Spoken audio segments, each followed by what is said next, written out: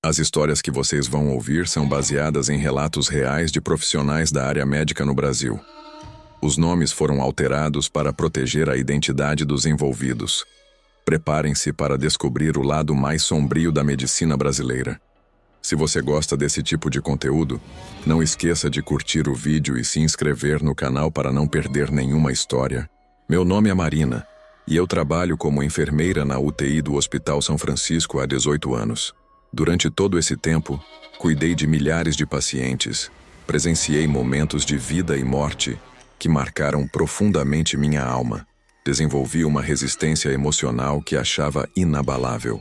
Mas o que aconteceu durante uma série de plantões noturnos no mês de novembro passado destruiu completamente tudo o que eu acreditava sobre vida, morte e sobre o que realmente acontece nos hospitais quando as luzes se apagam. Era uma quinta-feira gelada, início de novembro. Eu estava escalada para o plantão das 7 da noite às 7 da manhã, uma rotina que conhecia como a palma da minha mão. A UTI tinha 20 leitos, mas naquela noite apenas 12 estavam ocupados. Era uma situação relativamente tranquila para os padrões do hospital, o que deveria significar uma noite mais calma de trabalho. Minha equipe era composta por 3 técnicas de enfermagem experientes. A Joana, que trabalhava comigo há mais de 10 anos, a Cristina, uma veterana de 15 anos de UTI, e a Amanda, mais nova na equipe, mas extremamente dedicada. O médico plantonista era o Dr. Fernando, um intensivista competente que eu conhecia há anos. Por volta das 9 da noite, começaram a acontecer pequenas coisas estranhas que inicialmente atribuía ao cansaço ou à imaginação. O primeiro incidente foi no leito número 7, que estava vazio desde a tarde, quando o paciente havia recebido alta para o quarto. Eu estava passando pelo corredor quando ouvi claramente o som do alarme do monitor cardíaco daquele leito. Fui verificar e encontrei o monitor completamente desligado. Não havia paciente, não havia cabos conectados. O equipamento estava literalmente desligado da tomada. Mas eu tinha certeza absoluta de ter ouvido o som característico do alarme de arritmia cardíaca. Testei o equipamento, liguei e desliguei várias vezes. Tudo funcionando perfeitamente normal. Comentei com Joana sobre o incidente. Ela me disse que também havia notado sons estranhos vindos dos leitos vazios durante a semana, mas que tinha considerado problema nos equipamentos ou ecos vindos de outros andares. Decidimos ficar mais atentas durante a noite. Por volta das 11 horas, eu estava na estação de enfermagem fazendo anotações no prontuário quando ouvi distintamente o som de uma bomba de infusão apitando, indicando fim de medicação. O som vinha claramente do leito número 3, que também estava vazio. Levantei imediatamente e fui verificar. Não havia bomba de infusão ligada naquele leito. Não havia equipamento algum funcionando. A cama estava arrumada, pronta para receber o próximo paciente, mas completamente vazia e sem nenhum aparelho conectado. Mais uma vez eu tinha certeza absoluta do que havia ouvido, mas não havia explicação lógica para o som. Desta vez, chamei Dr. Fernando para verificar comigo.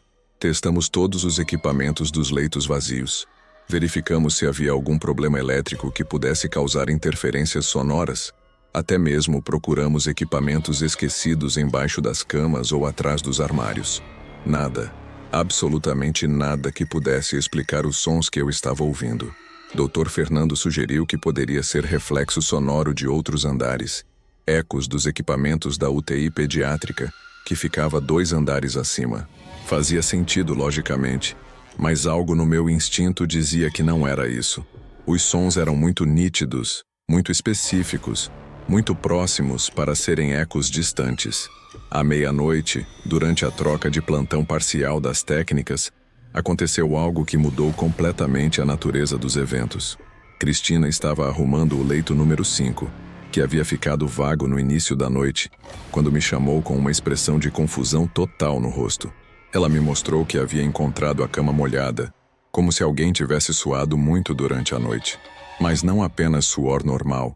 Era como se alguém tivesse transpirado em quantidade excessiva, deixando a roupa de cama visivelmente úmida e com um odor característico que qualquer enfermeiro reconhece. O cheiro de suor de paciente terminal. Trocamos completamente a roupa de cama, desinfetamos o colchão, verificamos se havia algum vazamento no teto ou problemas de umidade. Nada. Não havia explicação para aquela cama estar molhada e com aquele cheiro específico, sendo que não tinha paciente há mais de 6 horas. Mas o mais perturbador ainda estava por vir. Por volta da 1 da manhã, eu estava verificando os sinais vitais dos pacientes ocupados quando ouvi algo que me gelou por completo. O som de respiração ofegante vindo do leito número 9, que estava vazio. Não era a respiração regular e mecânica dos ventiladores que estávamos acostumadas a ouvir. Era a respiração humana irregular, trabalhosa, do tipo que precede paradas respiratórias. Era o som que qualquer profissional de UTI aprende a temer, porque geralmente indica que o paciente está entrando em insuficiência respiratória grave. Corri até o leito 9 e não havia ninguém. A cama estava vazia, arrumada, sem nenhum equipamento de ventilação ligado. Mas o som continuava. Eu conseguia ouvir claramente a respiração difícil, como se houvesse alguém invisível na cama lutando para respirar. Chamei todas as outras enfermeiras. Joana, Cristina e Amanda vieram correndo, e todas conseguiram ouvir o mesmo som. Não era imaginação, não era alucinação auditiva individual. 4 profissionais experientes estavam ouvindo respiração humana vinda de uma cama vazia. Dr. Fernando também veio verificar. Inicialmente cético, ele ficou visivelmente perturbado quando também conseguiu ouvir os sons respiratórios. Passamos 20 minutos tentando encontrar uma explicação racional. Problemas no sistema de ventilação do hospital, interferência de rádio, algum equipamento escondido funcionando irregularmente.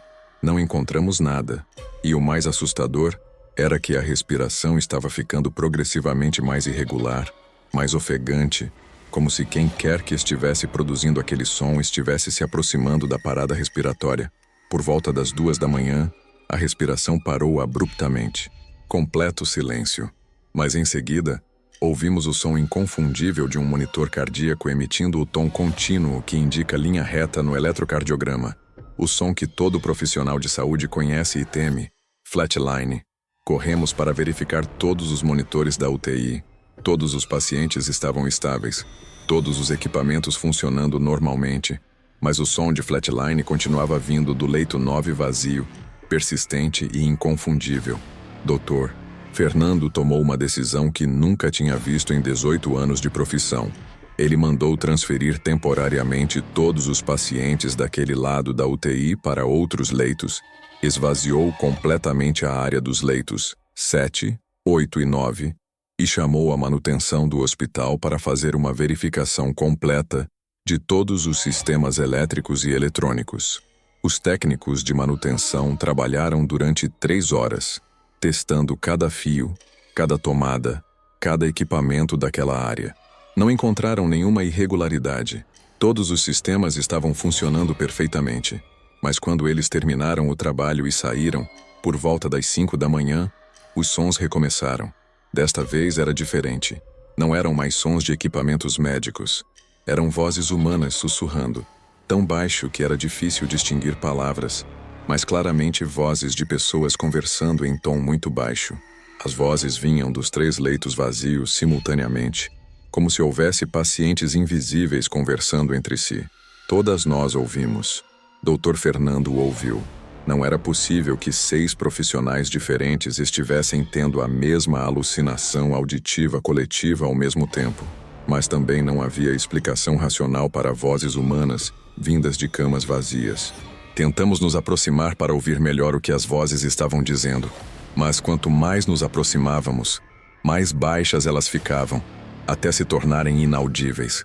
Quando nos afastávamos, voltavam ao volume anterior, sempre sussurrando, sempre incompreensíveis. Dr. Fernando fez algo que jamais pensei que veria. Ele pegou um gravador digital e tentou registrar os sons. Por 40 minutos, ele gravou os sussurros vindos dos leitos vazios. Quando reproduziu a gravação, o resultado foi ainda mais perturbador do que esperávamos. No gravador, era possível ouvir claramente as vozes sussurrando nomes. Nomes de pacientes. Nomes de pessoas que haviam morrido naquela UTI ao longo dos anos. A gravação captou sussurros pronunciando nomes que eu reconheci. Dona Maria, que havia falecido há 3 meses no leito 7. Seu João, que perdemos há 6 meses no leito 9. Dona Carmen, que partiu há 1 ano no leito 8.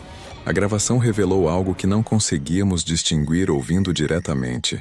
As vozes estavam chamando outros nomes, nomes de pacientes que estavam internados naquele momento na UTI. Era como se os mortos estivessem chamando os vivos, tentando atrair os pacientes atuais para se juntarem a eles. Doutor, Fernando tomou uma decisão drástica. Suspendeu temporariamente o funcionamento daqueles 3 leitos e comunicou à direção do hospital que havia problemas técnicos graves que exigiam investigação especializada. Foi a primeira vez em minha carreira que vi uma área da UTI ser interditada por motivos que não eram relacionados a equipamentos ou infraestrutura. Mas a história não terminou ali. Nos dias seguintes, começamos a investigar discretamente o histórico daqueles leitos específicos. O que descobrimos foi perturbador. Nos últimos 5 anos, a taxa de mortalidade dos leitos 7, 8 e 9 era significativamente maior que a média da UTI. Pacientes que chegavam em estado grave, mas com prognóstico razoável, tinham tendência a piorar quando colocados nesses leitos. Casos que deveriam evoluir bem frequentemente desenvolviam complicações inesperadas. A estatística era clara. Algo estava errado com aquela área da UTI. Mais perturbador ainda, era descobrir que vários pacientes que haviam ficado nesses leitos relataram, antes de morrer, que viam pessoas ao redor de suas camas, pessoas que conversavam com eles e tentavam convencê-los a deixar de lutar e aceitar o descanso. Enfermeiros de plantões anteriores, quando questionados discretamente, confirmaram que há anos notavam a atmosfera pesada naquela área da UTI. Alguns relataram sensações de mal-estar ao cuidar de pacientes nesses leitos, como se houvesse presenças invisíveis observando o trabalho. Um técnico de enfermagem que havia trabalhado na UTI por mais de 20 anos me contou que sempre evitava ficar sozinho naquela área durante a madrugada. Disse que frequentemente sentia como se alguém estivesse parado atrás dele, observando, mas quando se virava, não havia ninguém. A investigação informal revelou que a área dos leitos 7, 8 e 9 havia sido construída exatamente sobre o local onde funcionava o necrotério do hospital antigo, antes da reforma e ampliação realizada 15 anos atrás. Durante décadas, corpos de pacientes falecidos haviam sido armazenados e preparados exatamente abaixo do local onde agora tentávamos salvar vidas. Dr. Fernando compartilhou nossa descoberta com alguns colegas médicos mais experientes do hospital. Um cardiologista aposentado que havia trabalhado ali por mais de 30 anos confirmou que sempre houve problemas inexplicáveis naquela área da UTI. Ele nos contou que durante sua carreira havia perdido pacientes naqueles leitos em circunstâncias que nunca conseguiu explicar medicamente. Pessoas que deveriam ter se recuperado, que tinham todos os parâmetros clínicos favoráveis, simplesmente desistiam de lutar pela vida quando ficavam naqueles leitos. Também descobrimos que alguns pacientes que sobreviveram após ficarem naquela área relataram experiências muito similares. Vozes sussurrando durante a noite, sensação de presenças ao redor da cama, sonhos vívidos com pessoas que tentavam convencê-los a parar de sofrer e aceitar a paz. A direção do hospital, quando finalmente foi informada sobre toda a situação, tomou uma decisão que demonstrava a seriedade do problema. Contratou discretamente um consultor especializado em fenômenos inexplicáveis em ambientes médicos, alguém que trabalhava com hospitais que enfrentavam situações similares. O consultor confirmou que hospitais construídos sobre antigos necrotérios ou cemitérios frequentemente apresentam distúrbios energéticos que podem influenciar tanto equipamentos quanto pacientes. Recomendou uma limpeza energética especializada e uma reorganização completa do layout da UTI. O processo de limpeza energética durou 1 semana. Profissionais especializados realizaram rituais de purificação, reorganizaram o fluxo de energia do ambiente e até mesmo trouxeram elementos naturais como plantas e cristais específicos para neutralizar presenças negativas. Inicialmente fomos céticas em relação a esses procedimentos. Como profissionais de saúde, estávamos acostumadas a soluções científicas e médicas para problemas, mas os resultados foram inegáveis. Após a limpeza energética, os fenômenos paranormais cessaram completamente. Os leitos foram reabertos após 2 semanas. Desde então, não houve mais sons inexplicáveis, vozes sussurrando ou equipamentos funcionando sozinhos. Mais importante, a taxa de mortalidade daquela área da UTI diminuiu drasticamente, voltando aos padrões normais do hospital. Pacientes que ficaram naqueles leitos após a limpeza energética não relataram mais visões perturbadoras ou sensações de presenças negativas. O ambiente da UTI como um todo ficou mais leve, mais positivo, mais propício à recuperação. Esta experiência mudou completamente minha perspectiva sobre medicina e sobre os fatores que influenciam a recuperação dos pacientes. Percebi que existem dimensões da cura que nossa formação médica não aborda. Aspectos energéticos e espirituais que podem ser tão importantes quanto medicamentos e procedimentos. Hoje, 18 anos depois de começar a trabalhar em UTI, sei que curar não envolve apenas ciência e tecnologia. Envolve também entender que alguns lugares carregam memórias e energias que podem afetar tanto pacientes quanto profissionais de saúde. Aprendi a prestar atenção em sinais que antes ignoraria. Mudanças inexplicáveis no humor dos pacientes, equipamentos que funcionam irregularmente sem motivo técnico, sensações de desconforto em determinadas áreas do hospital. Agora sei que esses sinais podem indicar problemas que vão além da medicina convencional. Também comecei a trabalhar com métodos complementares de cura, aromaterapia sutil na UTI, música terapêutica em baixo volume, até mesmo plantas específicas que ajudam a manter o ambiente energeticamente equilibrado. Métodos que complementam o tratamento médico tradicional. Os resultados têm sido surpreendentes. Pacientes se recuperam mais rapidamente, familiares se sentem mais acolhidos. A equipe médica trabalha com menos estresse e mais motivação. O ambiente da UTI se tornou verdadeiramente terapêutico em todos os aspectos. Dr. Fernando se tornou um defensor discreto da medicina integrativa no hospital. Ele agora trabalha com consultores especializados em ambiente hospitalar terapêutico, sempre buscando criar condições ótimas para a cura que vão além dos protocolos médicos convencionais. Juntos, desenvolvemos protocolos informais para identificar e resolver problemas energéticos em outras áreas do hospital. Já aplicamos técnicas similares em 2 enfermarias que apresentavam altas taxas de infecção hospitalar sem causa médica identificável. O que aprendi naquela noite de novembro é que hospitais são lugares onde a linha entre vida e morte é muito tênue. São ambientes carregados de emoções intensas, memórias dolorosas, energias de sofrimento e cura. Às vezes, essas energias se acumulam de formas que a medicina tradicional não consegue explicar ou resolver. Como profissionais de saúde, nossa responsabilidade vai além de aplicar protocolos médicos. Precisamos cuidar do ambiente terapêutico como um todo, garantindo que seja propício à cura em todos os níveis: físico, emocional, mental e espiritual.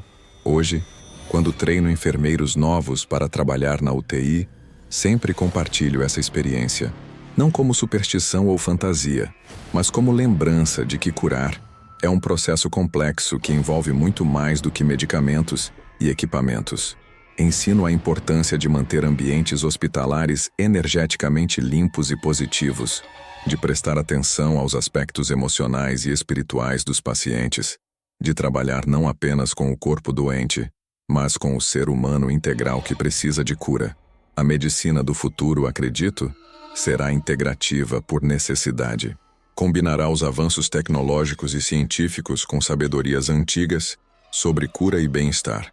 Aprenderemos a tratar não apenas doenças, mas pessoas completas em ambientes verdadeiramente terapêuticos.